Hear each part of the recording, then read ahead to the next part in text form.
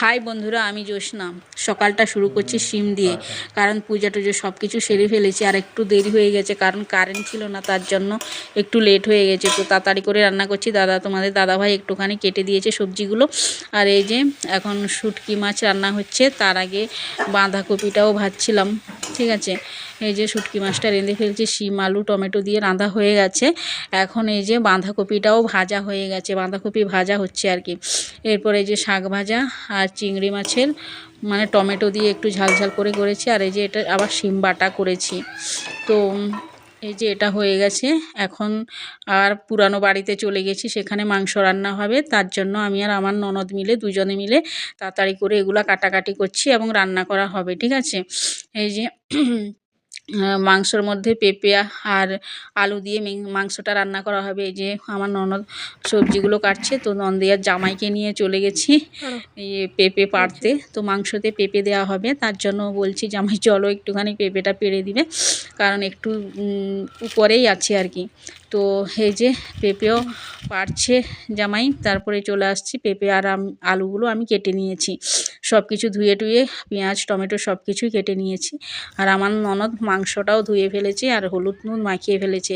এরপর আমি আলুটাও ভেজে নিচ্ছি, ঠিক আছে। এই যে আলুটা আমার ভাজা কমপ্লিট হয়ে গেছে। এখন আলুটা আমি তুলে নিচ্ছি।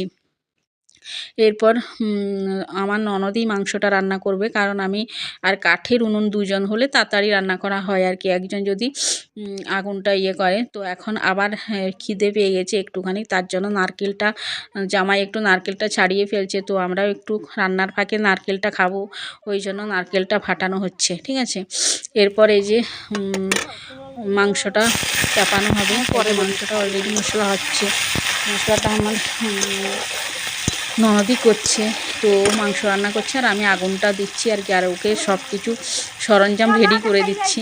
তো কাঠের উনুন একটাবার জ্বললে আবার যদি আরেকজন যদি থাকে তাহলে হেল্প হয় আর কি। তারপরে এই যে নারকেলগুলো কুচিয়ে দিচ্ছে আর আমরা রান্না করছি আর নারকেলগুলো খাচ্ছি, ঠিক আছে। তো এই তো মাংস দিয়ে দিয়েছে কড়ার মধ্যে, মাংসটাও কষা হয়ে গেছে।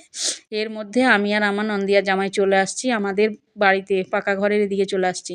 তো আবার এখানে এসে আমি বলছি চলো শিম, ও বলছে শিমের তরকারি খাবে। তো আবার শিম তুলতে চলে আসছি, কারণ এই যে ও শিম খেতে ভীষণ ভালোবাসে। তারপর আবার আমরা চলে গেছি পুরাতন বাড়িতে, ওখানে আমাদের রান্না কমপ্লিট হয়ে গেছে, সবাইকে খেতে দিয়ে দিয়েছি। এখন বিকেল গড়িয়ে সন্ধ্যা হয়ে গেছে। তোমাদের দাদাভাই বাজারে গেছিলো, সেখান থেকে এই সবজিগুলো আবার নিয়ে আসছে, কারণ কাল থেকে আবার ডিউটি তো যেতে হবে। তার জন্য এই যে রাত্রেবেলায় বাজার করে নিয়েছে। তো বাজার